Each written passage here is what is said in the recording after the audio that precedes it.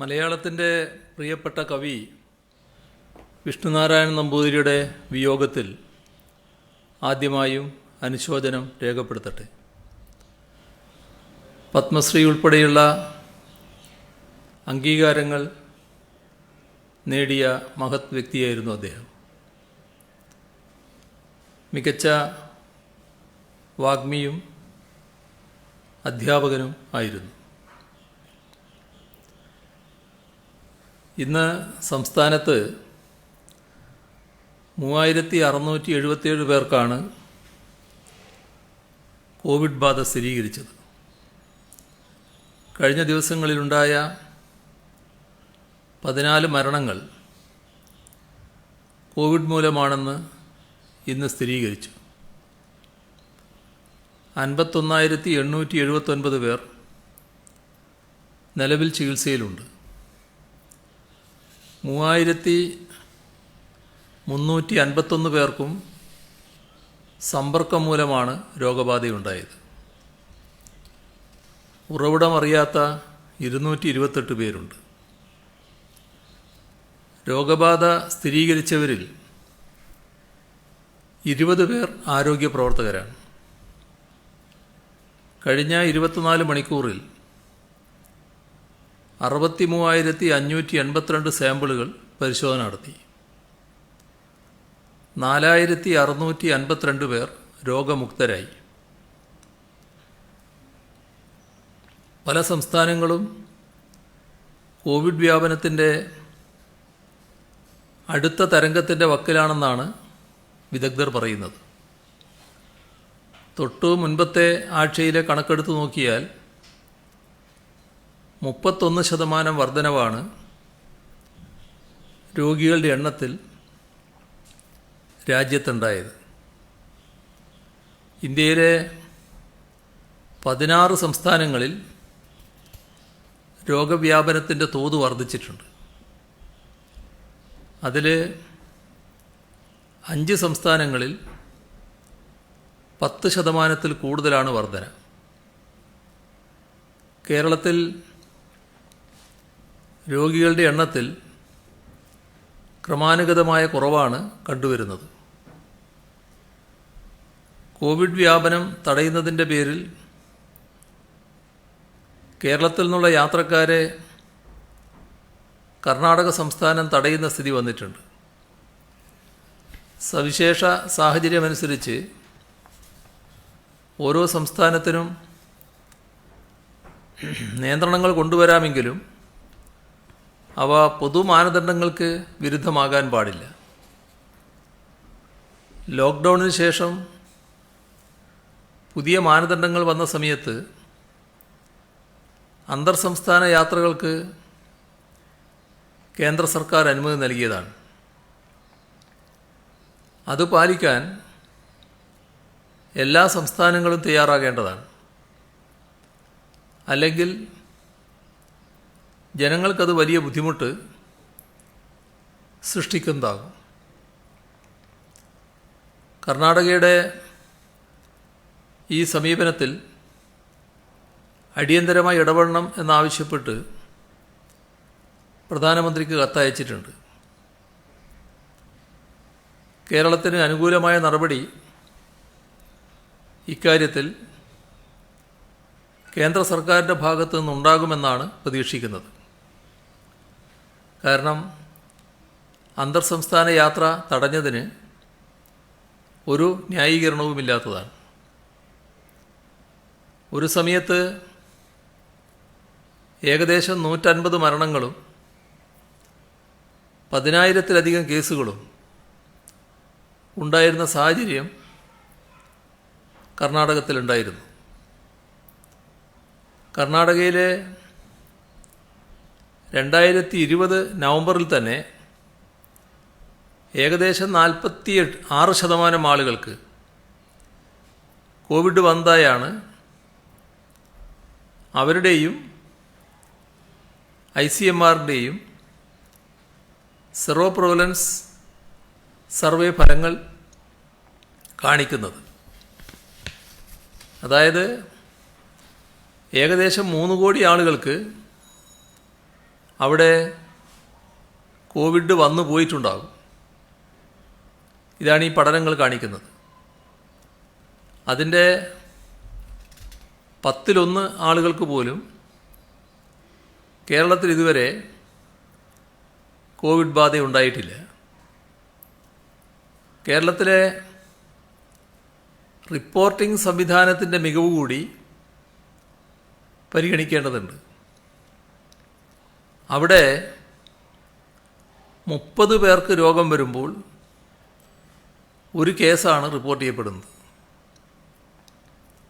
എന്നാൽ കേരളത്തിൽ 3 പേർക്ക് രോഗം വരുമ്പോൾ ഒരു കേസ് റിപ്പോർട്ട് ചെയ്യപ്പെടുന്നുവെന്നാണ് പഠനങ്ങൾ പറയുന്നത്. ഇപ്പോൾ കേരളത്തിൽ കേസുകൾ മറ്റുള്ള സ്ഥലങ്ങളെ അപേക്ഷിച്ച് കൂടുതലാണെന്ന പ്രതീതി ഉണ്ടാകുന്നതിൻ്റെ കാരണം ഇവിടെ നമ്മൾ രോഗം കൂടുതൽ കാര്യക്ഷമമായി കണ്ടെത്തുന്നു എന്നതാണ്. അതുകൊണ്ടുകൂടിയാണ് ഇത് സംഭവിക്കുന്നത്. കോവിഡ് മൂലം രാജ്യത്ത് ഏറ്റവും കുറച്ച് മരണനിരക്കുള്ള, ഏറ്റവും കാര്യക്ഷമമായി രോഗം കണ്ടെത്തുന്ന, രോഗികൾക്ക് മികച്ച ചികിത്സയും പരിചരണവും നൽകുന്ന കേരളത്തെ വസ്തുതകൾ മൂടിവെച്ച് താറടിക്കാനാണ് പലരും ശ്രമിക്കുന്നത്. പക്ഷേ ജനങ്ങളുടെ അനുഭവങ്ങളെ മായ്ച്ചു കളയാൻ ഈ വ്യാജ പ്രചാരകർക്ക് സാധിക്കില്ല. ഇപ്പോൾ കേന്ദ്ര സർക്കാർ നൽകുന്ന വാക്സിൻ മുൻഗണനാക്രമമനുസരിച്ച് ചിട്ടയായി കേരളത്തിൽ നൽകി വരികയാണ്. കേന്ദ്ര സോഫ്റ്റ്വെയറിൻ്റെയും മറ്റും തകരാറുകൊണ്ട് ചിലർക്ക് വാക്സിൻ കിട്ടാതെ പോയത് പരിഹരിക്കാൻ കേന്ദ്ര സർക്കാരുമായി സംസ്ഥാന ആരോഗ്യവകുപ്പ് ബന്ധപ്പെടുന്നുണ്ട്. ഇന്നത്തെ സാഹചര്യത്തിൽ രോഗപ്രതിരോധം ശക്തിപ്പെടുത്തുന്നതോടൊപ്പം കേന്ദ്ര സർക്കാർ ഇപ്പോൾ നൽകി വരുന്ന വാക്സിൻ വിതരണത്തിലൂടെ ഈ ലക്ഷ്യം കൈവരിക്കാൻ മാസങ്ങളെടുക്കും. അതുവരെ കാത്തു നിൽക്കുന്നത് വിഷമകരമാണ്. കരുതൽ നടപടികൾ വിജയകരമായിരുന്നതുകൊണ്ട് കേരളം നേരിടുന്ന പ്രത്യേക പ്രതിസന്ധി പരിഗണിച്ച് കൂടുതൽ വാക്സിൻ അനുവദിക്കണമെന്ന് ആവശ്യപ്പെടാൻ തീരുമാനിച്ചിട്ടുണ്ട്. അതോടൊപ്പം പൊതുവിപണിയിൽ ടെസ്റ്റിങ്ങിൻ്റെ കാര്യത്തിലെന്ന പോലെ സ്വകാര്യ സംരംഭകർക്കും വാക്സിൻ മിതമായ വിലക്ക് വിതരണം ചെയ്യാൻ അനുമതി നൽകണമെന്നും കേന്ദ്ര സർക്കാരിനോട് ആവശ്യപ്പെടുകയാണ്. തിരുവനന്തപുരം, കോട്ടയം മെഡിക്കൽ കോളേജുകളിൽ കരൾ മാറ്റിവെക്കൽ സർജറി ഉടനെ ആരംഭിക്കും. കോട്ടയം മെഡിക്കൽ കോളേജിൽ ഇതിനായി സർജിക്കൽ ഗാസ്ട്രോ വിഭാഗം ആരംഭിക്കുന്നതിന് professor, associate professor, 2 assistant professor, 4 senior resident, ഇത്രയും തസ്തികകൾ ഫെബ്രുവരി 19 സൃഷ്ടിച്ചിട്ടുണ്ട്. ഇന്ന് ഇടുക്കിയിൽ കട്ടപ്പന വെച്ച് ഇടുക്കി പാക്കേജ് പ്രഖ്യാപിച്ചിട്ടുണ്ട്. കേരളത്തിലെ ജനസംഖ്യയുടെ 3.2% അധിവസിക്കുന്നത് ഇടുക്കിയിലാണ്. അവിടുത്തെ ജനങ്ങളിൽ നല്ലൊരു ഭാഗം ദുർബല വിഭാഗങ്ങളാണ്. കേരളത്തിൻ്റെ പെരുമയായ മലഞ്ചരക്കുകളുടെയും തോട്ടവിളകളുടെയും വിളഭൂമിയാണ് ഇടുക്കി. കേരളത്തിൽ ഉൽപ്പാദിപ്പിക്കുന്ന വൈദ്യുതിയുടെ സിംഹഭാഗവും ഇടുക്കിയിൽ നിന്നാണ്. ഇവിടുത്തെ പശ്ചിമഘട്ട മലനിരകൾ ഉറപ്പു നൽകുന്ന പാരിസ്ഥിതിക സന്തുലനാവസ്ഥയെ ആശ്രയിച്ചാണ് മധ്യ കേരളത്തിൻ്റെ നിലനിൽപ്പ്. രൂക്ഷമായ കാർഷിക തകർച്ച, ബദൽ തൊഴിലാളികളുടെ അഭാവം, പാരിസ്ഥിതിക ഇടർച്ച തുടങ്ങിയവ മൂലം 2 ദശാബ്ദങ്ങളായി ഇടുക്കി നേരിടുന്ന പ്രതിസന്ധിയുണ്ട്. ഇടുക്കിയുടെ പല പ്രത്യേകതകളും കണക്കിലെടുത്തുകൊണ്ട് പ്രശ്നങ്ങൾക്ക് പരിഹാരം കാണുന്നതിനു വേണ്ടി 5 വർഷം കൊണ്ട് നടപ്പാക്കുന്ന 12,000 കോടി രൂപയുടെ പാക്കേജാണ് ഇന്ന് പ്രഖ്യാപിച്ചത്. തദ്ദേശഭരണ സ്ഥാപനങ്ങളുടെ അടങ്കൽ ഇതിനു പുറമെയാണ്. ഇത്രയും വലിയ തുക ഏകോപിതമായും കാര്യക്ഷമമായും ചെലവഴിക്കാൻ കഴിഞ്ഞാൽ ഇടുക്കി ജില്ലയുടെ മുഖച്ഛായ മാറും. ഈ പാക്കേജിൻ്റെ നടത്തിപ്പിനായി സ്പെഷ്യൽ ഓഫീസറെ നിയമിക്കുകയും മാസം തോറും അവലോകനം നടത്തുകയും ചെയ്യും. ഇടുക്കിയുടെ സമഗ്ര വികസനവും സമ്പദ് സമൃദ്ധിയും ലക്ഷ്യമിട്ടുകൊണ്ടുള്ള ഇന്ന് പ്രഖ്യാപിച്ച പാക്കേജിന് 6 പ്രധാന തൂണുകളാണുള്ളത്. ഒന്ന്, കാർഷിക വരുമാനം വർദ്ധിപ്പിക്കുന്നതിനു വേണ്ടി സ്ഥായിയായ രീതികളിലൂടെ കൃഷിയുടെയും മൃഗപരിപാലനത്തിൻ്റെയും ഉൽപ്പാദനക്ഷമത ഉയർത്തുക. 2, മൂല്യവർദ്ധിത സംസ്കരണ വ്യവസായങ്ങളെ പ്രോത്സാഹിപ്പിക്കുക. 3, ടൂറിസം വികസിപ്പിക്കുക. 4, ഭൗതിക സാമൂഹ്യ പശ്ചാത്തല സൗകര്യങ്ങൾ മെച്ചപ്പെടുത്തുക. 5, ദാരിദ്ര്യം തുടച്ചു നീക്കുക. 6, പരിസ്ഥിതി സന്തുലനാവസ്ഥ പുനഃസ്ഥാപിക്കുക. ഇടുക്കി ജില്ലയുടെയും അതുവഴി സംസ്ഥാനത്തിൻ്റെ ആകെയും പുരോഗതി ഉറപ്പാക്കുന്നതാണ് ഈ പാക്കേജ്. ആഴക്കടൽ മത്സ്യത്തൊഴിലാളികളുമായി ബന്ധപ്പെട്ട ചില കാര്യങ്ങൾ കഴിഞ്ഞ ദിവസം പറഞ്ഞതാണ്. അതിലൊരു കാര്യം ആവർത്തിക്കുകയാണ്. ഈ സർക്കാർ മത്സ്യത്തൊഴിലാളികൾക്കൊപ്പമാണ്.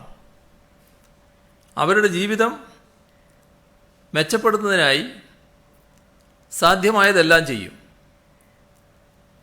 EMCC international India private limited എന്ന കമ്പനിയുമായി ആഴക്കടൽ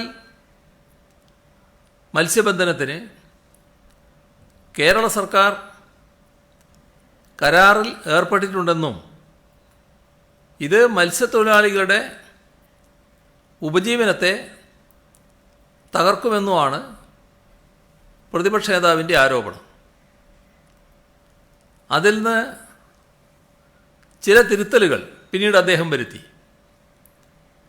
അദ്ദേഹം മാറി മാറി ഉന്നയിച്ച ഓരോ ആരോപണങ്ങളും അടിസ്ഥാനരഹിതമാണ്. സംഭവങ്ങളുടെ നാൾവഴി പരിശോധിച്ചാൽ അത് തെളിയും. അസൻ കേരള 2020 117 താൽപ്പര്യപത്രങ്ങളും 34 ധാരണാപത്രങ്ങളും സംരംഭകരുമായി സർക്കാർ ഒപ്പുവെച്ചിട്ടുണ്ട്. കേരളത്തിൽ നിക്ഷേപം നടത്താൻ താൽപ്പര്യപ്പെട്ടു വരുന്ന സംരംഭകരുമായി ഒരു സ്റ്റാൻഡേർഡ് ഫോർമാറ്റിലുള്ള ധാരണാപത്രമാണ് ഒപ്പുവെച്ചിട്ടുള്ളത്. അതിൽ കേരള സർക്കാർ നയങ്ങൾക്കും ചട്ടങ്ങൾക്കും നിയന്ത്രണങ്ങൾക്കും അനുസൃതമായുള്ള പ്രോത്സാഹനവും പിന്തുണയും നൽകുമെന്നാണ് പറഞ്ഞിട്ടുള്ളത്. ആഴക്കടൽ മത്സ്യബന്ധനത്തിന് വിദേശ കോർപ്പറേറ്റുകൾ ഉൾപ്പെടെയുള്ള ഒരുവിധ കോർപ്പറേറ്റുകളെയും അനുവദിക്കില്ല എന്നതാണ് സംസ്ഥാന സർക്കാരിൻ്റെ ഫിഷറീസ് നയം. ആ നിലക്ക് KSIDC MD ഒപ്പിട്ട ധാരണാപത്രം ഒരു കാരണവശാലും ആഴക്കടൽ മത്സ്യബന്ധനത്തിന് പ്രോത്സാഹനം നൽകുന്ന ഒന്നല്ല. സർക്കാർ നയങ്ങൾക്കനുസൃതമായ പിന്തുണയും സഹകരണവുമാണ് ധാരണാപത്രത്തിൽ വാഗ്ദാനം ചെയ്യുന്നത്. സർക്കാർ നയങ്ങൾക്ക് വിരുദ്ധമായ ഒരു കാര്യത്തിന് ഈ പിന്തുണ ലഭ്യമാകില്ല. അതുകൊണ്ട് തന്നെ ആഴക്കടൽ മത്സ്യബന്ധനത്തിന് കേരള സർക്കാർ പിന്തുണയും സഹകരണവും നൽകുന്നു എന്ന ആരോപണത്തിന് വസ്തുതകളുടെ പിൻബലമില്ല. തീർത്തും തെറ്റിദ്ധാരണാജനകമായ കാര്യങ്ങൾ ഉത്തരവാദപ്പെട്ട സ്ഥാനം വഹിക്കുന്ന പ്രതിപക്ഷ നേതാവ് പൊതുമണ്ഡലത്തിൽ ഉന്നയിക്കുമ്പോൾ മത്സ്യത്തൊഴിലാളികളും പൊതുസമൂഹവും തെറ്റിദ്ധരിക്കപ്പെടാനിടയുണ്ട്. ആ കാരണത്താൽ അതീവ ജാഗ്രതയോടെ അത്തരമൊരു ജാഗ്രതയുടെ ഭാഗമായി സർക്കാർ ഈ ധാരണാപത്രം റദ്ദാക്കാൻ KSIDC മാനേജിംഗ് ഡയറക്ടർക്ക്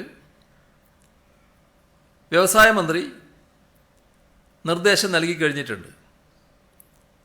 സർക്കാർ ചെയ്ത എന്തെങ്കിലും തെറ്റായ കാര്യമല്ല റദ്ദാക്കുന്നത്.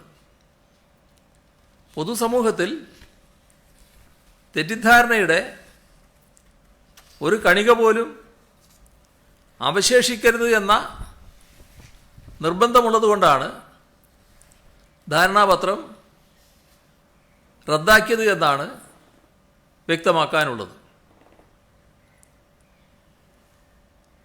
LDF സർക്കാരിന് ലഭിക്കുന്ന സ്വീകാര്യത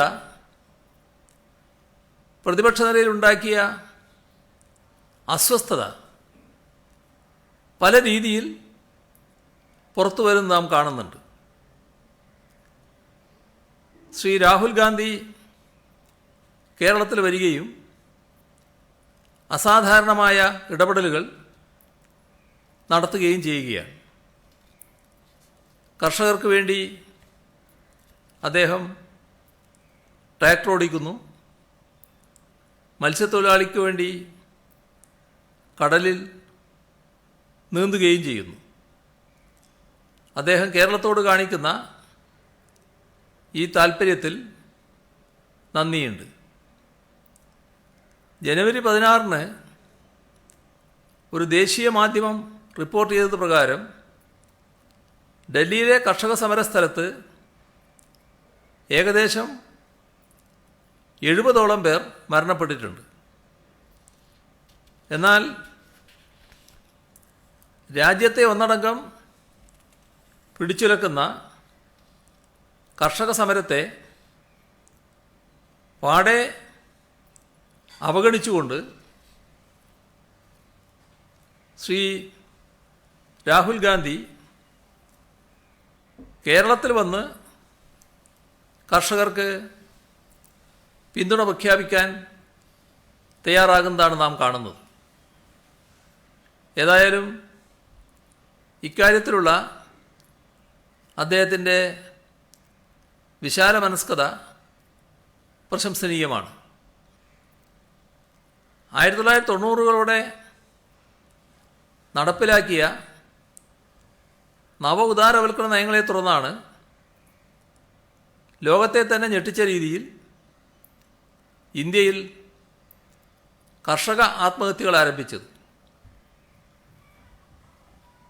വിപണിയുടെ നീതിരഹിതമായ മത്സരത്തിന് വിട്ടുകൊടുത്തുകൊണ്ടും ഗവൺമെൻറ് ഭാഗത്തുനിന്നുണ്ടാകേണ്ട പിന്തുണയും സുരക്ഷയും പിൻവലിച്ചുകൊണ്ടും കർഷകരെ ആത്മഹത്യയിലേക്ക് തള്ളിവിടുകയാണ് ഉണ്ടായത്. നാഷണൽ ക്രൈം റെക്കോർഡ്സ് ബ്യൂറോയുടെ കണക്ക് പ്രകാരം ഈ കാലയളവിൽ ഏകദേശം 3 ലക്ഷം കർഷകർ ഇന്ത്യയിൽ ആത്മഹത്യ ചെയ്ത് കഴിഞ്ഞു. അതിന്നും തുടരുകയാണ്. അതിന് കാരണമായത് കോൺഗ്രസ് നടപ്പിലാക്കിയ ഇന്നും അവരുടെ അജണ്ടയായി മുന്നോട്ട് വെക്കുന്ന നയങ്ങളും ഭരണപരിഷ്കാരങ്ങളുമാണ്. അദ്ദേഹത്തിൻ്റെ മണ്ഡലത്തിൽ ഉൾപ്പെടുന്ന വയനാട് ജില്ലയിൽ എന്താണ് സംഭവിച്ചത് എന്നെങ്കിലും തിരക്കാൻ തയ്യാറാവണം. വയനാടിൻ്റെ നട്ടലായിരുന്ന കാപ്പി, കുരുമുളക് കൃഷികൾ എങ്ങനെയാണ് തകർന്നടിഞ്ഞത്? ഇന്ത്യയിലെ കാർഷിക പ്രതിസന്ധിയുടെ ആഴം ലോകത്തെ അറിയിച്ച സുപ്രസിദ്ധ പത്രപ്രവർത്തകൻ പി സായിനാഥ് പറയുന്നത് പ്രകാരം ഏകദേശം 6000 കോടി രൂപയുടെ നഷ്ടമാണ് 2000-ൻ്റെ ആദ്യ 4-5 വർഷങ്ങൾക്കുള്ളിൽ വയനാട് ജില്ലയിലെ കാപ്പി, കുരുമുളക് കൃഷികളിൽ മാത്രം സംഭവിച്ചത്.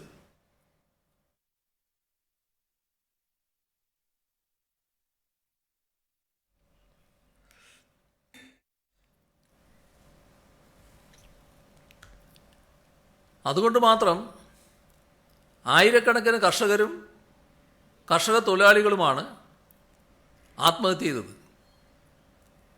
അത് മനസ്സിലാക്കാതെ കൊടിയ ശൈത്യത്തിൽ മരണത്തോട് മല്ലിട്ട് രാജ്യതലസ്ഥാനത്തെ തെരുവുകളിൽ കർഷകർക്ക് ഇപ്പോഴും സമരം ചെയ്യേണ്ടി വരുന്നത് എന്തുകൊണ്ടാണെന്ന് മനസ്സിലാക്കാൻ കഴിയില്ല.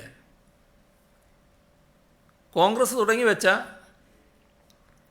നിർദ്ദയം നടപ്പാക്കിയ കർഷക വിരുദ്ധ നയങ്ങളുടെ ഫലമായാണ് ഇതെല്ലാം സംഭവിച്ചത്. കൊല്ലപ്പെട്ട ലക്ഷക്കണക്കിന് കർഷകരുടെ രക്തം കോൺഗ്രസിൻ്റെ കൈകളിൽ പറ്റിയിരിക്കുകയാണ്. അനാഥമാക്കപ്പെട്ട അത്രയും കുടുംബങ്ങളുടെ ദുരിത ജീവിതങ്ങൾ ഓർക്കണം. ഈ പാതകങ്ങൾക്ക് കർഷകരോട് രാഹുൽ ഗാന്ധി കോൺഗ്രസിനു വേണ്ടി നിരുപാധികം മാപ്പ് പറയുകയാണ് വേണ്ടത്. ഈ നയങ്ങൾ തിരുത്തുകയാണ് വേണ്ടത്. രാജ്യത്ത് പുതിയ ബദലുകളാണ് വേണ്ടത്. അതിനുള്ള ആർജവം അദ്ദേഹത്തിൽ നിന്ന് ഉണ്ടാകുമോ? ഇതാണ് സാധാരണഗതിയിൽ ആരും ഉറ്റുനോക്കുന്നത്. രാഹുൽ മാത്രമല്ല, കഴിഞ്ഞ ദിവസം ഉത്തർപ്രദേശ് മുഖ്യമന്ത്രിയും കേരളത്തിൽ വന്ന് കുറേ കാര്യങ്ങൾ പറഞ്ഞു. കേരളം എല്ലാ കാര്യത്തിലും പിന്നിലാണെന്നും ഇവിടെ ആകെ കുഴപ്പമാണെന്നും അദ്ദേഹം പറയുകയുണ്ടായി. ഇവിടെ അഴിമതിയുടെയും അരാജകത്വത്തിൻ്റെയും നാടാണെന്നാണ് അദ്ദേഹത്തിൻ്റെ കണ്ടെത്തൽ. രാഹുലും അത് മറ്റൊരു രൂപത്തിൽ പറഞ്ഞിട്ടുണ്ട്. കേരളം പോലെ സാക്ഷരരും സാംസ്കാരിക സമ്പന്നരുമായ ജനങ്ങളുള്ള നാട് അരാജകത്വത്തിലാണെന്ന് പറയുന്നവർ ഈ നാടിനെ പറ്റി മനസ്സിലാക്കിയിട്ടില്ല എന്നത് ഉറപ്പ്. അഴിമതി തുടച്ചു നീക്കുന്നതിൽ ക്രിയാത്മകമായ ഇടപെടലുകൾ നടത്തിയിട്ടുള്ള ഒരു സർക്കാരാണ് ഇവിടെയുള്ളത്. അതിൻ്റെ ഫലം ജനങ്ങൾക്ക് ലഭിക്കുന്നുമുണ്ട്. രാജ്യത്ത് അഴിമതി ഏറ്റവും കുറഞ്ഞ സംസ്ഥാനമാണ് കേരളം. 2019 സെൻറ്റർ ഫോർ മീഡിയ സ്റ്റഡീസും ട്രാൻസ്പെറൻസി ഇൻ്റർനാഷണൽ ഇന്ത്യയും ലോക്കൽ സർക്കിൾസും നടത്തിയ കറപ്ഷൻ സർവേയിൽ ഏറ്റവും അഴിമതി കുറഞ്ഞ സംസ്ഥാനം കേരളമാണ്. അതേസമയം രാജ്യത്ത് ഏറ്റവും കൂടുതൽ അഴിമതി നടക്കുന്നത് യു പിയിലാണെന്ന് പറഞ്ഞത് അവിടുത്തെ BJP MLA തന്നെയാണ്.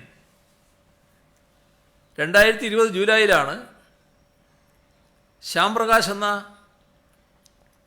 BJP MLA ഇത് പറഞ്ഞത്. യു പിയിലെ വൈദ്യുതി മന്ത്രി ശ്രീകാന്ത് ശർമ്മ ഏറ്റവും കൂടുതൽ അഴിമതി നടക്കുന്നത് തൻ്റെ വകുപ്പിലാണെന്ന് 2021 ജനുവരിയിൽ പറയുകയുണ്ടായി. കേരളത്തിലെ യുവാക്കൾ ജോലി കിട്ടാതെ നാടുവിടുന്നുവെന്നാണ് അദ്ദേഹത്തിൻ്റെ മറ്റൊരു കണ്ടെത്തൽ. കേരളത്തിലെ അഭ്യസ്തവിദ്യരായ യുവാക്കൾ ലോകത്തെമ്പാടും തൊഴിൽ തേടി പോകുന്നത് ലോകത്തെവിടെയും തൊഴിൽ ചെയ്യാൻ അവർക്ക് പ്രാപ്തിയുള്ളതുകൊണ്ടാണ്. കേരളത്തിലെ അതിഥി തൊഴിലാളികളിൽ 15% പേർ ഉത്തർപ്രദേശിൽ നിന്നാണ്. അത് ജോലി കിട്ടാതെ നാടുവിടുന്നതുകൊണ്ടാണോ?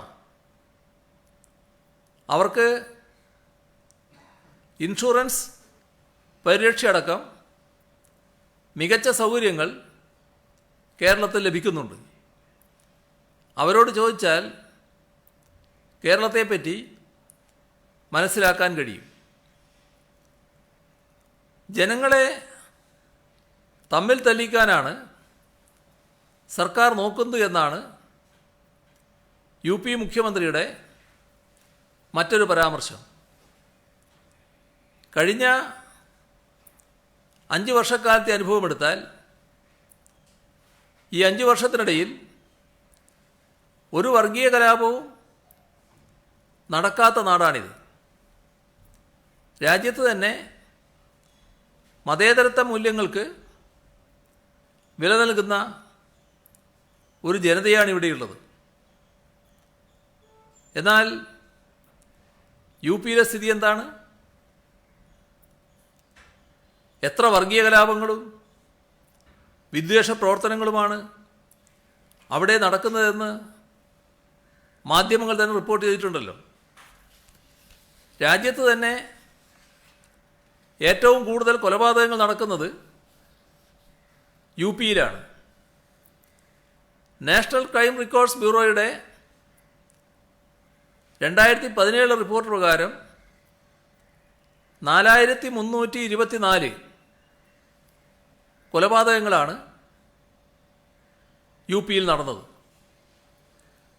ഈ അടുത്താണ് ഒരു DSP അടക്കം 8 പോലീസുകാർ അവിടെ ഗൂണ്ട ആക്രമണത്തിൽ കൊല്ലപ്പെട്ടത്. എത്രയെത്ര ഏറ്റുമുട്ടൽ കൊലപാതകങ്ങളാണ് അവിടെ നടക്കുന്നത്. സ്ത്രീകൾക്കെതിരെ ഏറ്റവും കൂടുതൽ ക്രൈം രേഖപ്പെടുത്തിയിട്ടുള്ള സംസ്ഥാനം യു പിയാണ്. 2019 റിപ്പോർട്ടനുസരിച്ച് കഴിഞ്ഞ 4 വർഷത്തിനിടയിൽ യു പിയിൽ സ്ത്രീകൾക്കെതിരെയുള്ള അതിക്രമങ്ങൾ ക്രമാതീതമായാണ് വർദ്ധിച്ചത്. 667% വരെ വർദ്ധിച്ചു എന്നാണ് പറയുന്നത്. 3.5 കോടി ജനങ്ങളാണ് കേരളത്തിലുള്ളത്. യു പിയിലാകട്ടെ 20.5 കോടിയും. കേരളത്തേക്കാൾ 6 ഇരട്ടി ജനസംഖ്യ കൂടുതൽ. കേരളത്തിൽ കോവിഡ് ടെസ്റ്റുകൾ ഇതിനോടകം 1,10,00,000 കഴിഞ്ഞു. കേരളത്തേക്കാൾ 6 ഇരട്ടി ജനസംഖ്യയുള്ള യു പിയിലാകട്ടെ കണക്കുകൾ പ്രകാരം ഏകദേശം 3 കോടി പരിശോധനകൾ മാത്രമാണ് നടന്നിട്ടുള്ളത്. ടെസ്റ്റ് പെർ മില്യൺ നിരക്ക് യു പിയേക്കാൾ ഇരട്ടിയാണ് കേരളത്തിൽ. കോവിഡ് മരണങ്ങളെ തടയുന്ന കാര്യത്തിലും യു പി വളരെ പിറകിലാണ്. മരണനിരക്ക് പിടിച്ചു നിർത്തുന്നതിൽ കേരളം രാജ്യത്തിന് തന്നെ മാതൃകയാണ്. കേരളത്തിന് കേന്ദ്രത്തിൻ്റെ പണം മതി എന്നാണ് മറ്റൊരാരോപണം. യാഥാർത്ഥ്യം എന്താണ്? കേരളത്തിന് അർഹതപ്പെട്ട നികുതി വരുമാനം പോലും നൽകാൻ കേന്ദ്രം തയ്യാറാകുന്നില്ല. GST ഏർപ്പെടുത്തിയതിന് ശേഷം കേരളത്തിൽ നിന്നും 1 രൂപ നികുതി പിരിച്ചാൽ അതിൽ 50 പൈസ പോലും സംസ്ഥാനത്തിന് ലഭിക്കുന്നില്ല. രാജ്യത്തിൻ്റെ മൊത്തം ജനസംഖ്യയുടെ 2.6% കേരളത്തിലാണ്. എന്നാൽ രാജ്യത്ത് മൊത്തം ലഭിക്കുന്ന വരുമാനത്തിൻ്റെ 1.9% മാത്രമാണ് കേരളത്തിന് നൽകുന്നത്. ഇതാണ് കേരളത്തിന് കേന്ദ്രം നൽകുന്ന പണത്തിൻ്റെ അവസ്ഥ. ഇതൊക്കെയാണെങ്കിലും പുതിയ വികസന മാതൃക തന്നെ കേരളം സൃഷ്ടിച്ചുവെന്ന് എല്ലാവർക്കും അറിയാവുന്നതാണ്. സ്കൂളുകളും റോഡുകളും പാലങ്ങളും ആശുപത്രികളും മറ്റടിസ്ഥാന സൗകര്യങ്ങളും കിഫ്ബി ധനസഹായത്തോടെയാണ് ഇവിടെ യാഥാർത്ഥ്യമാക്കിയത്. നീതി ആയോഗിൻ്റെ റിപ്പോർട്ട് പ്രകാരം സുസ്ഥിര വികസന സൂചികയിൽ കേരളം ഒന്നാമതാണ്. 2016 മുതൽ 2020 വരെ മികച്ച ഭരണം കാഴ്ചവെച്ച ഇന്ത്യൻ സംസ്ഥാനമായും കേരളത്തെ തിരഞ്ഞെടുത്തിട്ടുണ്ട്. ഉത്തർപ്രദേശിനെ BJP മാതൃകാ സംസ്ഥാനമാക്കി മാറ്റിയെന്നാണ് യോഗി ആദിത്യനാഥ് പറഞ്ഞത്. എന്തായാലും കേരളം ആ മാതൃകയല്ല പിന്തുടരുന്നത്. വയനാട് MP കൂടിയായ ശ്രീ രാഹുൽ ഗാന്ധിക്കും UP മുഖ്യമന്ത്രിയായ ശ്രീ യോഗി ആദിത്യനാഥിനും കേരളത്തെക്കുറിച്ച് വ്യത്യസ്ത കാഴ്ചപ്പാടാണെങ്കിലും ഇടതുപക്ഷത്തിനെതിരെ ഒരേ വികാരമാണ്. അതിലവർ വല്ലാതെ ഐക്യപ്പെടുന്നു. ഇവിടെ ഒരു കാര്യം ആവർത്തിച്ച് പറയാൻ ആഗ്രഹിക്കുന്നു. കേരളം മുന്നോട്ട് പോകുന്നത് നമ്മുടെ നാട്ടിലെ ജനങ്ങളുടെ താല്പര്യം മുൻനിർത്തിക്കൊണ്ടാണ്. ആരുടെയും, പ്രത്യേകിച്ച് ഇതുപോലുള്ളവരുടെ സർട്ടിഫിക്കറ്റ് ലക്ഷ്യമിട്ടല്ല കേരളം മുന്നോട്ട് പോകുന്നത്. ഈ നാട്ടിലെ ജനങ്ങൾ അതിന് താല്പര്യപ്പെടുന്നുമില്ല. നാടിൻ്റെ സമ്പത്ത് തീരെഴുതി കൊടുക്കുന്നതിനും ജനങ്ങളെ ദ്രോഹിക്കുന്നതിനും ഒരേ നയം പിന്തുടരുന്നവരാണ് ഈ രണ്ടു കൂട്ടരും, കോൺഗ്രസും BJPയും. അതിൻ്റെ പ്രതിനിധികളായി രാഹുൽ ഗാന്ധിയും ആദിത്യനാഥും സംസാരിക്കുമ്പോൾ സ്വാഭാവികമായി ഒരേ സ്വരം ഉയരും. തെരഞ്ഞെടുപ്പ് അടുക്കുമ്പോൾ ആസൂത്രിതമായ നുണപ്രചരണവും പ്രഹസനങ്ങളുമായി എത്തിയാൽ കേരളത്തിലെ ജനങ്ങളെ കബളിപ്പിക്കാം എന്നാരും കരുതരുത്. ഒരു കാര്യം കൂടി ഇവിടെ പറയേണ്ടതുണ്ട് എന്ന് തോന്നുന്നു. ഗുജറാത്തിലെ 2 രാജ്യസഭാ സീറ്റുകളിലേക്ക് ഈയിടെ നടന്ന തെരഞ്ഞെടുപ്പിൽ അസാധാരണമായ ഒരു രാഷ്ട്രീയ സംഭവമുണ്ടായി. 2 സീറ്റിലേക്കും കോൺഗ്രസ് സ്ഥാനാർത്ഥിയെ നിർത്തിയില്ല. BJPയെ നേരിട്ട് എതിർക്കാനുള്ള ശക്തി പോലും കോൺഗ്രസ്സിന് നഷ്ടപ്പെട്ടിരിക്കുകയാണ്. അതിനുപോലും കഴിയുന്നില്ലെങ്കിൽ ഈ എതിർപ്പ് വിയോജിപ്പ് രേഖപ്പെടുത്തുക എന്നത് ജനാധിപത്യത്തിൽ വളരെ പ്രധാനമാണല്ലോ. ഒരു തെരഞ്ഞെടുപ്പിൽ ചിലപ്പോൾ ജയിക്കും തോക്കും. പക്ഷേ എതിർപ്പും വിയോജിപ്പും രേഖപ്പെടുത്താനുള്ള സ്ഥാനാർത്ഥിയെ നിർത്താൻ പോലും കഴിയുന്നില്ലെങ്കിൽ കോൺഗ്രസിന് എന്താണ് പ്രസക്തി എന്ന് ആരെങ്കിലും ചോദിച്ചാൽ അവരെ കുറ്റപ്പെടുത്താൻ കഴിയുമോ? ഇങ്ങനെയൊരു പാർട്ടിയുടെ നേതാവ് കേരളത്തിൽ വന്ന് ഇടതുപക്ഷത്തിനെതിരെ അപവാദം പറയുമ്പോൾ അതിന് സഹതപിക്കാൻ മാത്രമേ കഴിയൂ. കോൺഗ്രസിൻ്റെ ദേശീയ നേതാക്കളിൽ നമ്മുടെ നാട്ടുകാരുമുണ്ടല്ലോ. ഗുജറാത്ത് സംഭവത്തെപ്പറ്റി അവർക്കെന്താണ് പറയാനുള്ളത് എന്നത് അറിയാൻ സ്വാഭാവികമായും ഇവിടെയുള്ളവർക്ക് താല്പര്യം കാണും. അത് കഴിഞ്ഞ് പുതുച്ചേരിയിലെ കാര്യം പറയാനുമുള്ള ബാധ്യത അവർക്കുണ്ട്. ഇവിടെ കോൺഗ്രസിൻ്റെയും BJPയുടെയും വലിയ നേതാക്കൾ കേരളത്തിൽ വന്ന് ഇടതുപക്ഷത്തിൻ്റെയും ഈ സംസ്ഥാനത്തിൻ്റെയും മേക്കിട്ട് കയറുമ്പോൾ അവർ തമ്മിലുള്ള അന്തർധാര എന്താണെന്ന് സൂചിപ്പിക്കാൻ മാത്രമാണ് ഈ ചില ഉദാഹരണങ്ങൾ ചൂണ്ടിക്കാണിച്ചത്. ഇത്രയുമാണ് ഇന്ന് പങ്കുവെക്കാനുള്ളത്.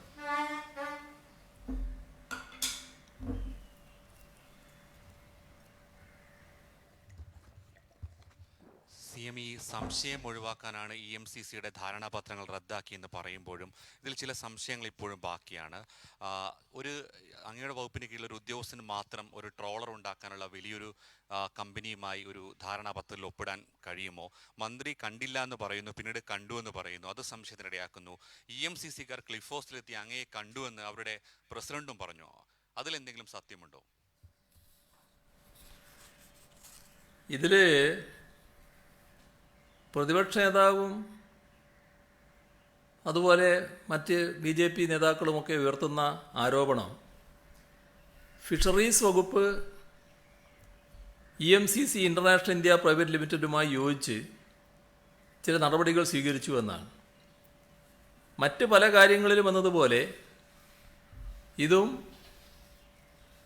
പ്രതിപക്ഷ നേതാവ് BJP നേതൃത്വവുമായി ഉണ്ടാക്കിയൊരു പരസ്പര ധാരണയുടെ ഭാഗമാണ് എന്ന് വേണം കരുതാൻ.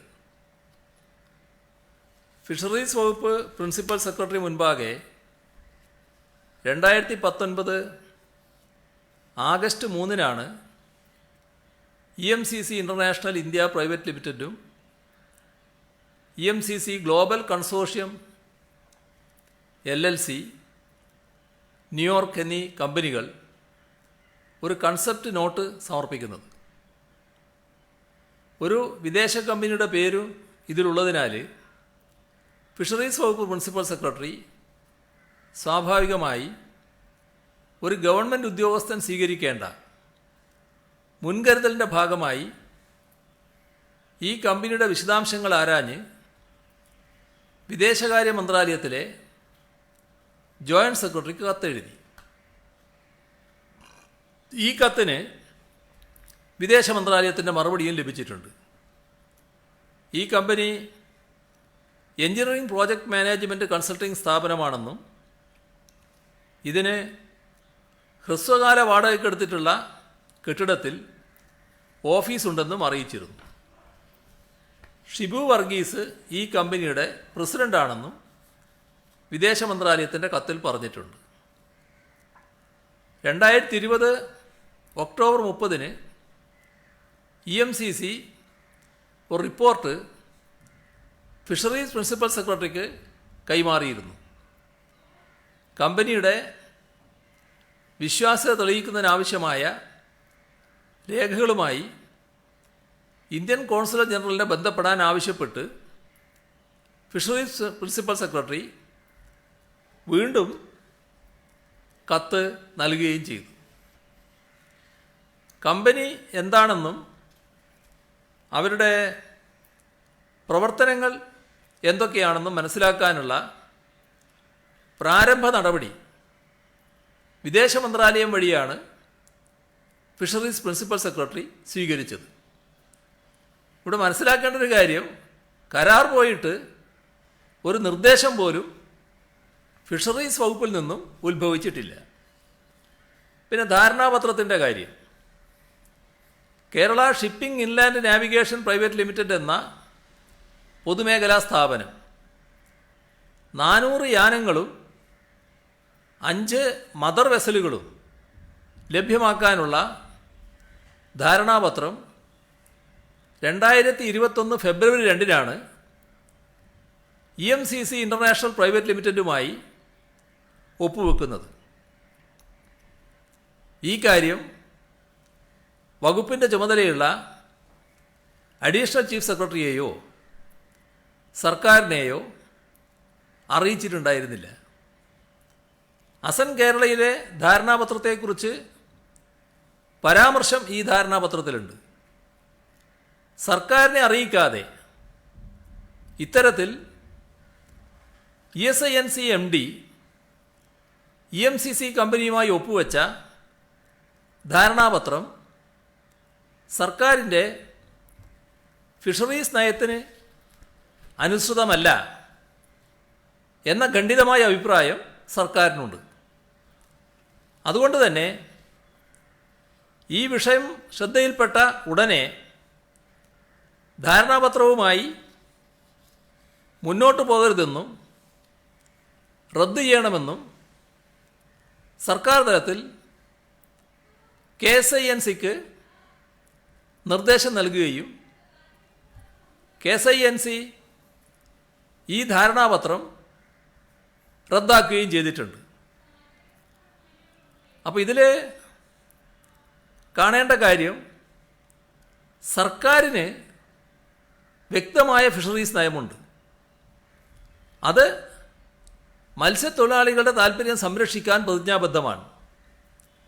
ആഴക്കടൽ മത്സ്യബന്ധനത്തിന് രാജ്യത്തിനകത്തുള്ളതോ വിദേശത്തുള്ളതോ ആയ കോർപ്പറേറ്റുകൾക്ക് അനുമതി നൽകില്ല. ഇത് ഈ സർക്കാരിൻ്റെ നയമാണ്. അത് മറച്ചു വെച്ചതല്ല, പരസ്യമായ നയമാണ്. ഇത്തരമൊരു പ്രഖ്യാപിത നയം സർക്കാരിൻ്റേതായി നിലനിൽക്കെ മറിച്ചുള്ള ഒരു ധാരണാപത്രവും സർക്കാരിന് ബാധകമല്ല. അതോടൊപ്പം തന്നെ കാണേണ്ടത്, ഫിഷറീസ് വകുപ്പ് ഇക്കാര്യത്തിൽ ഒരു നടപടിയും സ്വീകരിച്ചിട്ടില്ല. ഞാൻ നേരത്തെ പറഞ്ഞു, പ്രിൻസിപ്പൽ സെക്രട്ടറിക്ക് ലഭിച്ച കൺസെപ്റ്റ് നോട്ട് സമർപ്പിച്ച സ്ഥാപനത്തെക്കുറിച്ചുള്ള വിശദാംശങ്ങൾ ഔദ്യോഗികമായി ഇന്ത്യ ഗവൺമെൻറ്റിൻ്റെ വിദേശകാര്യ മന്ത്രാലയം വഴി ആരായുക മാത്രമാണ് ചെയ്തിട്ടുള്ളത്. ഒരു പൊതുമേഖലാ സ്ഥാപനമായ KSINC സർക്കാരിൻ്റെ പ്രഖ്യാപിത നയത്തിന് വിരുദ്ധമായ പരാമർശങ്ങളുള്ള ധാരണാപത്രത്തിൽ ഏർപ്പെട്ടത് ശ്രദ്ധയിൽപ്പെട്ടപ്പോൾ താമസമുണ്ടായില്ല. അത് റദ്ദാക്കാനുള്ള നടപടിയാണ് പിന്നീട് സർക്കാർ സ്വീകരിച്ചത്. ഈ ധാരണാപത്രത്തിൽ ഒപ്പുവെച്ച സാഹചര്യത്തെക്കുറിച്ച് അന്വേഷിക്കാൻ, ഏതായിരുന്നു ആ സാഹചര്യം എന്ന് മനസ്സിലാക്കാൻ, അതിനെക്കുറിച്ച് അന്വേഷിക്കാൻ ഉൾനാടൻ ജലഗതാഗത വകുപ്പിൻ്റെ ചുമതലയുള്ള ആഭ്യന്തര വകുപ്പ് അഡീഷണൽ ചീഫ് സെക്രട്ടറിയായ Shri T K Jose IAS ചുമതലപ്പെടുത്തിയിട്ടുണ്ട്. ഇതാണ് വസ്തുതകൾ. ഇതിൻ്റെ ഭാഗമായി ജനങ്ങളെയും മത്സ്യത്തൊഴിലാളികളെയും തെറ്റിദ്ധരിപ്പിക്കാൻ അങ്ങനെ എന്തെങ്കിലും രാഷ്ട്രീയ മുതലെടുപ്പ് നടത്താം എന്ന് പ്രതിപക്ഷ നേതാവും മറ്റും വിചാരിച്ചാൽ BJPയുടെ സംസ്ഥാന അധ്യക്ഷനും അങ്ങനെ ചില പരാമർശങ്ങൾ നടത്തിയതായി കാണുന്നുണ്ട്. കേന്ദ്ര വിദേശകാര്യ സഹമന്ത്രിയും ചില പ്രതികരണങ്ങൾ നടത്തിയതായി കാണുന്നുണ്ട്. അതൊന്നും ചെലവാകുന്നതല്ല എന്ന് മാത്രമാണ് അക്കാര്യത്തിൽ പറയാനുള്ളത്. ഇവിടെ ESINC ചെയ്ത കാര്യങ്ങൾ ഇതാണെന്ന് പറയുമ്പോൾ തന്നെ ഈ പറഞ്ഞ കമ്പനിയുടെ ആളുകൾ എന്നെ വന്ന് കണ്ടു എന്ന് പറയുന്നുണ്ട്. എന്നെ കണ്ടോ കണ്ടില്ലേ എന്നിപ്പോൾ എനിക്ക് പറയാൻ കഴിയില്ല. കാരണം എന്നെ പലരും വന്ന് കാണുന്നുണ്ട്. എല്ലാവരുടെയും പേര് ഞാൻ ഓർമ്മ വെക്കുന്നില്ലല്ലോ. അപ്പോൾ എന്നെ കണ്ടതായിട്ട് ഞാനിപ്പോൾ ഏതായാലും ഓർക്കുന്നില്ല. പക്ഷേ കണ്ടു എന്ന് അവർ പറയുന്നുണ്ട്. ഞാനത് നിഷേധിക്കേണ്ട കാര്യമൊന്നുമില്ല.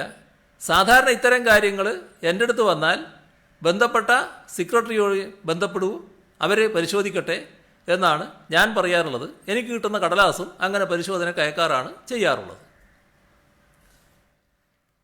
അങ്ങ് സൂചിപ്പിച്ചത് ഇപ്പോൾ അങ്ങേ വന്ന് കണ്ടോ ഇല്ലയോ എന്ന് അറിയില്ല. അത് സംബന്ധിച്ചൊരു വ്യക്തത അങ്ങ് ഇപ്പോഴും വരുത്താൻ തയ്യാറായിട്ടില്ല. പക്ഷെ അതിനകത്ത് താങ്കളെ വന്ന് കാണുന്നവർ ആരൊക്കെയാണ് എന്നത് സംബന്ധിച്ച് കൃത്യമായ രേഖകൾ ഉണ്ടാകണമല്ലോ. അതൊരു പക്ഷേ പിന്നീട് പരിശോധിച്ച് പറയാമെന്ന് ആഗ്രഹിക്കുകയാണ്. പക്ഷെ അതിനേക്കാൾ ഉപരിയായി രണ്ട് കാര്യങ്ങൾ. ഒന്ന്, തെറ്റിദ്ധാരണയുടെ ഒരു കണിക പോലും അവശേഷിക്കരുത് എന്നതിനാൽ 2 കരാറുകളിൽ നിന്ന് പിന്നോട്ട് പോകാൻ സർക്കാർ തയ്യാറായി. വ്യവസായ മന്ത്രി റദ്ദാക്കിയതുൾപ്പെടെ. അങ്ങനെയെങ്കിൽ പള്ളിപ്പുറത്തെ ഭൂമി സംബന്ധിച്ച തീരുമാനവും ഇത് തന്നെയാകുമോ? മറ്റൊന്ന്, രാഹുൽ ഗാന്ധി കേരളത്തിന്റെ ഒരു MP ആണ്. അദ്ദേഹം കേരളത്തിലെ കർഷകരെയും മത്സ്യത്തൊഴിലാളികളെയും സമരം ചെയ്യുന്ന PSC ഉദ്യോഗാർത്ഥികളെയും കാണുമ്പോൾ BJPയുടെ ആദ്യം മനസ്സിലാക്കാം. പക്ഷേ CPMന് എന്തിനാണ് ഇത്ര ആദ്യം എന്നതാണ് ഒരു സംശയം. പ്രത്യേകിച്ച് ഈ സമരക്കാരുമായിട്ടുള്ള പ്രശ്നം അതൊക്കെ നേരത്തെ അങ്ങോ അങ്ങയുടെ മന്ത്രിമാരോ വിചാരിച്ചിരുന്നുവെങ്കിൽ സംസാരിച്ച പരിഹരിക്കാനാവുന്നതായിരുന്നില്ലേ? ഇവിടെ KSIDC ചേർത്തല പള്ളിപ്പുറത്തുള്ള ഫുഡ് പാർക്കിൽ 4 ഏക്കർ സ്ഥലം അനുവദിച്ചു എന്നുള്ളതാണ് പറയുന്നത്. അത് സീ ഫുഡ് സംസ്കരണ പ്ലാന്റിനായി EMCC international India private limited അപേക്ഷ നൽകിയിരുന്നു. അപേക്ഷ നൽകിയത് സീ ഫുഡ് സംസ്കരണ പ്ലാന്റിനാണ്. അതാണെങ്കിൽ ഫുഡ് പാർക്കുമാണ്. ഇവിടെ ഇതിനാവശ്യമായ ലീസ് റെൻ്റ് അടക്കുകയും മറ്റ് നിബന്ധനകൾ പാലിക്കുകയും ചെയ്താലാണ് ഏതൊരു സംരംഭകനും ലഭ്യമാകുന്നത് പോലെ ഫുഡ് പാർക്കിൽ സ്ഥലം ലഭ്യമാകുക. സ്ഥലം ഇതുവരെ കൈമാറിയിട്ടില്ല. ഇതിന് ആഴക്കടൽ മത്സ്യബന്ധനവുമായുള്ള ബന്ധം അത് ഈ കടലിനും കടലാടിക്കുമുള്ള ബന്ധം പോലെ മാത്രമാണ്. 5000 കോടി രൂപയുടെ അഴിമതി എന്ന ആരോപണം ചീട്ടുകൊട്ടാരം പോലെ പൊളിഞ്ഞപ്പോൾ കിട്ടിയൊരു കച്ചിത്തുരുമ്പായിട്ടാണ് ഇതിനെ ഉപയോഗിക്കാൻ നോക്കിയത്. ആഴക്കടൽ മത്സ്യബന്ധനത്തിന് കോർപ്പറേറ്റുകൾക്ക് അനുമതി നൽകില്ല എന്നത് സംസ്ഥാന സർക്കാരിൻ്റെ പ്രഖ്യാപിത നയമാണ് എന്നത് ഞാൻ നേരത്തെ വ്യക്തമാക്കി കഴിഞ്ഞു. ആഴക്കടൽ മത്സ്യബന്ധനത്തിന് വിദേശ ട്രോളറുകൾക്ക് അനുമതി നൽകിയത് പ്രതിപക്ഷ നേതാവിൻ്റെ പാർട്ടി കേന്ദ്രത്തിൽ അധികാരത്തിലിരുന്നപ്പോഴാണ്. 1991 നിങ്ങൾ ചോദിച്ച നിങ്ങളുടെ ചോദ്യത്തിലുള്ള ഇവിടുത്തെ MP അദ്ദേഹമാണല്ലോ ഇപ്പോൾ ആ പാർട്ടിയുടെ പ്രധാനപ്പെട്ട അഖിലേന്ത്യാ നേതാവായിരിക്കുന്നത്.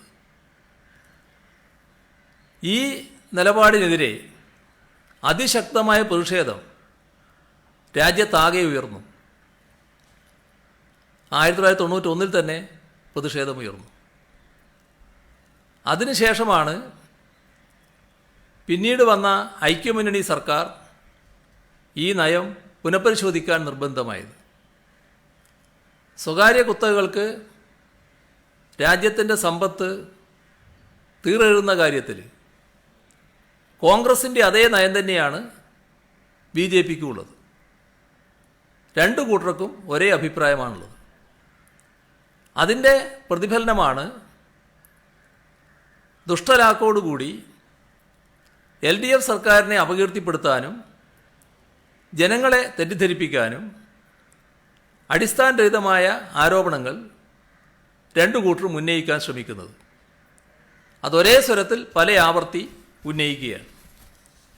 പ്രത്യേകിച്ച് മത്സ്യത്തൊഴിലാളികളെ തെറ്റിദ്ധരിപ്പിക്കാനാകുമോ എന്നാണ് നോക്കുന്നത്. ഇവിടെ രാഹുൽ ഗാന്ധിയെ എന്തോ CPM വല്ലാതെ വേവലാതിയോടെ കാണുന്നു എന്നുള്ള മട്ടിലോ മറ്റോ ആണ് ഒരു ചോദ്യം വന്നത്. രാഹുൽ ഗാന്ധി കോൺഗ്രസിൻ്റെ ഇപ്പോൾ ഭാരവാഹിയൊന്നും അല്ലെങ്കിലും ഇന്ത്യയിലെ പ്രധാനപ്പെട്ട നേതാവാണല്ലോ. ഇവിടുത്തെ ഒരു MP എന്ന നിലക്ക് മാത്രമല്ലല്ലോ അദ്ദേഹം അറിയപ്പെടുന്നത്. അത്തരത്തിലുള്ളൊരാൾ അഭിപ്രായം പറയുന്നത് ആ ഒരു നില വെച്ചുകൊണ്ട് വേണമല്ലോ. ഇവിടെ ഏതെല്ലാം തരത്തിലാണ് അഭിപ്രായം പറഞ്ഞ് LDF സർക്കാരിനെ അപകീർത്തിപ്പെടുത്താൻ അദ്ദേഹം ശ്രമിച്ചത്? അദ്ദേഹം സാധാരണഗതിയിൽ കാര്യങ്ങൾ നടത്തുന്നതിൽ ഞങ്ങൾക്കൊരസഹിഷ്ണുതയുമില്ല. ഒരു തെരഞ്ഞെടുപ്പ് പ്രചരണം വരുമ്പോൾ എല്ലാ രാഷ്ട്രീയ പാർട്ടികളുടെയും അഖിലേന്ത്യാ നേതാക്കൾ വരും. അത് സ്വാഭാവികമാണ്. ഇപ്പോൾ തെരഞ്ഞെടുപ്പിൻ്റെ മുന്നോടിയായുള്ള പ്രചരണ പ്രവർത്തനങ്ങൾ ആരംഭിച്ചു. കോൺഗ്രസിൻ്റെ നേതാവെന്ന നിലക്ക് അദ്ദേഹം വരുന്നു. അത് സ്വാഭാവികമാണ്. BJPയുടെ നേതാക്കളും ഇവിടെ വരുന്നു. പക്ഷേ പറയുന്ന കാര്യങ്ങൾ വസ്തുതാപരമായിരിക്കണ്ടേ? അതാണ് കാര്യം. നിങ്ങൾ ചോദിച്ചു, ഗവൺമെൻറ് ശ്രമിക്കാത്തതിൻ്റെ ഭാഗമായിട്ടാണ് നമ്മുടെ റാങ്ക് ഹോൾഡേഴ്സിൻ്റെ സമരം അവസാനിക്കാത്തത് എന്ന്. അത് ചോദ്യകർത്തൃയുടെ ഒരു മാനസികാവസ്ഥ കാണിക്കുന്നതാണല്ലോ. കാരണം കാര്യങ്ങൾ അറിയാത്തതല്ലല്ലോ നിങ്ങൾക്ക്. കാര്യങ്ങൾ എങ്ങനെ തെറ്റായി അവതരിപ്പിക്കാൻ കഴിയുമെന്ന് നോക്കുന്നവരുണ്ട്. അതിൻ്റെ ഭാഗമാണ് ആ ചോദ്യം. ഇനി മനസ്സിലാക്കിയില്ല, നേരത്തെ മനസ്സിലാക്കിയില്ല എന്ന് വിചാരിക്കുക. ഞാനിവിടെ പലവട്ടം പറഞ്ഞല്ലോ, ഇപ്പോൾ പോലീസ് റാങ്ക് ഹോൾഡേഴ്സ് നിങ്ങൾക്ക് എന്ത് ചെയ്യാൻ സാധിക്കും? പോലീസ് റാങ്ക് ഹോൾഡേഴ്സിൻ്റെ കാര്യത്തിൽ നമ്മുടെ സംസ്ഥാനത്ത്, നമ്മുടെ രാജ്യത്ത് ഒരു നിയമവ്യവസ്ഥയുണ്ടല്ലോ. ആ നിയമവ്യവസ്ഥ അനുസരിച്ചല്ലേ കാര്യങ്ങൾ നടക്കൂ. ഇവിടെ നാം ശ്രദ്ധിക്കേണ്ട ഒരു കാര്യം, ജുഡീഷ്യൽ ഓഫീസേഴ്സിൻ്റെ നിയമനവുമായി ബന്ധപ്പെട്ട് ഒരു ലിസ്റ്റ് നിലവിൽ വന്നു. ആ ലിസ്റ്റിലുണ്ടായിരുന്ന, ആ ലിസ്റ്റ് നിലവിൽ വരുമ്പോൾ ഇത്ര ഒഴിവുകളെന്ന് കാണിച്ചിരുന്നു. അതിനുവേണ്ടിയാണ് നോട്ടിഫൈ ചെയ്തത്. ആ ലിസ്റ്റ് നിലനിൽക്കുമ്പോൾ തന്നെ മറ്റു കുറച്ച് ജുഡീഷ്യൽ ഓഫീസേഴ്സിൻ്റെ ഒഴിവ് കൂടി വന്നു. അതിൽ നിന്നെടുക്കാമെന്ന നിലപാടെടുത്തു. ആരാണത് റദ്ദ് ചെയ്തത്? സുപ്രീം കോടതിയാണ് റദ്ദ് ചെയ്തത്. അത് ശരിയല്ലെന്നും നിയമവിരുദ്ധമാണെന്നും സുപ്രീം കോടതി പറഞ്ഞു. ലീസ്റ്റ് എന്ന് പറയുന്നതിനെക്കുറിച്ച് കാണേണ്ടത്, ആ ലീസ്റ്റ് ഒരു പ്രത്യേക ഒഴിവിന് വേണ്ടിയുള്ളതാണ്. പക്ഷെ ഞങ്ങളിവിടെ ചെയ്തത് എന്താ? ആ ഒഴിവ് മാത്രമല്ല, യഥാർത്ഥത്തിൽ അല്പം അവരെ സഹായിക്കാനുള്ള ധൃതിയോടെയുള്ള നടപടികൾ സ്വീകരിച്ചു എന്ന് വേണമെങ്കിൽ കുറ്റപ്പെടുത്താം. കാരണം ഈ വർഷം ഡിസംബർ മാസം വരെ വരുന്ന ഒഴിവ് കണക്കാക്കിയാണ് അവർക്ക് അഡ്വൈസ് കൊടുത്തത്. അവരെ അടക്കമാണ് നിയമിച്ചത്. അതിനുശേഷമാണ് ആ ലീസ്റ്റ് റദ്ദാവുന്നത്. ആ ലീസ്റ്റ് പുനഃസ്ഥാപിക്കണം എന്ന് ആവശ്യപ്പെടുന്നത് നിയമവ്യവസ്ഥയുള്ള ഒരു രാജ്യത്ത് നടക്കുന്ന കാര്യമാണോ? ആരെങ്കിലും വിചാരിച്ചാൽ നടപ്പാക്കാൻ കഴിയുന്ന കാര്യമാണോ? എത്ര ആവർത്തി ഞാനത് ഇവിടെ പറഞ്ഞു. നിങ്ങൾക്കത് മനസ്സിലാകാത്തത് കൊണ്ടല്ലല്ലോ. അപ്പം നിങ്ങൾക്കത് തെറ്റായി അവതരിപ്പിക്കണമെന്നുണ്ട്. കാരണം തെരഞ്ഞെടുപ്പ് വരികയാണ്.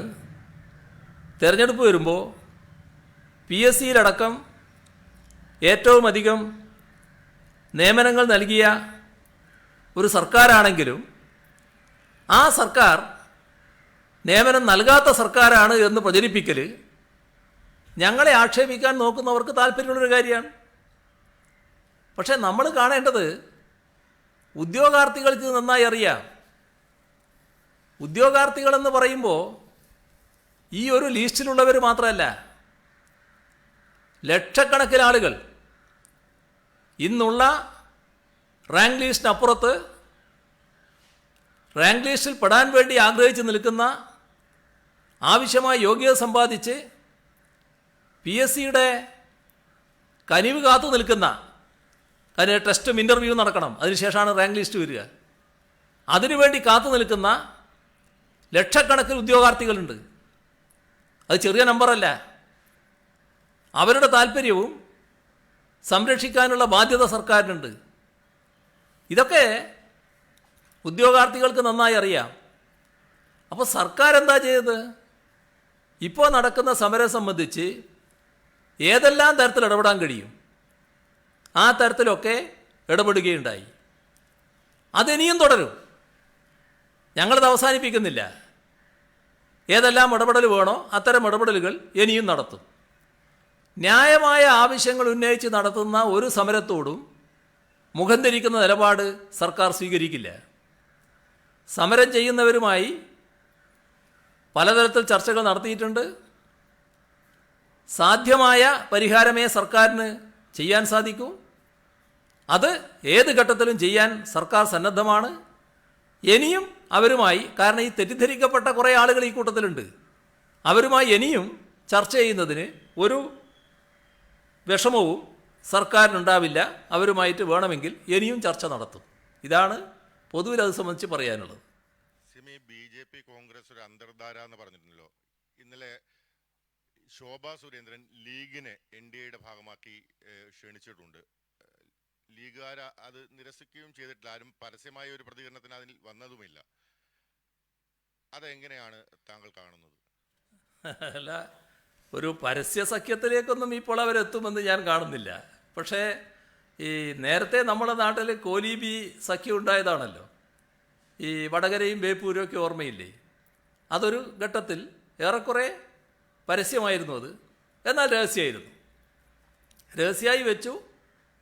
എല്ലാവർക്കും അറിയാവുന്ന തരത്തിൽ തന്നെ ധാരണ നടപ്പാക്കാൻ ശ്രമിച്ചു. നാട്ടുകാർ അറിഞ്ഞുപോയി. നാട്ടുകാർ അറിഞ്ഞുപോയതോടെ കനത്ത പരാജയം ഈ രണ്ടിടത്തും ഏറ്റുവാങ്ങേണ്ടി വന്നു. അതിനുശേഷം രഹസ്യമായി ചില നീക്കങ്ങൾ നടത്തിയിട്ടുണ്ട്. അതിനും ലീഗ് അടക്കം ബന്ധപ്പെട്ടിരുന്നു എന്നുള്ളതാണ് വസ്തുത. ആ തരത്തിൽ വിവിധ ഘട്ടങ്ങളിൽ അവർ സ്വീകരിച്ച നടപടികളുണ്ട്. അത് പലതരത്തിൽ തുടരും. പക്ഷേ അതൊക്കെ രഹസ്യ നീക്കങ്ങളാകാനാണ് സാധ്യത. ഇങ്ങനെയൊരു പരസ്യമായി മറ്റൊരു തരത്തിലേക്ക് പോകുമെന്ന് ഞാൻ കാണുന്നില്ല. നമുക്ക് സമയം കഴിഞ്ഞതുകൊണ്ട് ബാക്കി പിന്നീടാവാം. അതാണ് നല്ലത്.